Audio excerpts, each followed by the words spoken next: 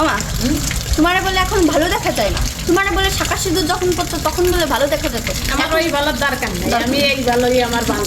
আচ্ছা এতেই আমি আলহামদুলিল্লাহ। আমার মারে ভালো দেখা যাইতো কিনা সেটা তো সবাই দেখে, সবাই কত মানুষ দেখে।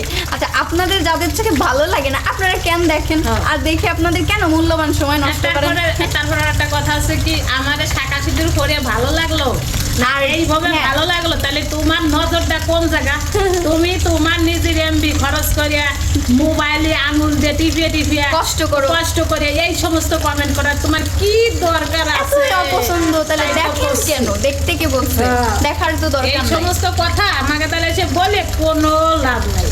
আল্লাহ হ্যাঁ মানে আল্লাহ তো আমার মা বাবাকে হিদায়ত করছে, আলহামদুলিল্লাহ আলহামদুলিল্লাহ। আমার বাবা মাকে আমি এখন একজন মুসলিম হিসাবে আমি পরিচয় করে দিতে পারি আরেকজনের সঙ্গে, এবং আমার ভাইও আলহামদুলিল্লাহ সে একজন পরিপূর্ণ একজন মুসলমান, এবং তাকে আমরা মুসলমানি করাইছি। যখন আমার মা হিন্দু ছিল তখন আমার ভাইকে মুসলমানি করানোর জন্য পারমিশন দিছে। কেন দিছে? কারণ তারাও মুসলমান হবে দেখে দিছে। তখন তারা হইতে পারে না, প্রবলেম ছিল তাই। এখন কোনো এখনও প্রবলেম আছে কিন্তু এখন আর কিছু যায় আসে না সেগুলাই, তাই না মা? এখন কোনো কিছুর পরোয়া করিও না আর করবো না, ইনশাআল্লাহ। এইটাই আমার শেষ কথা।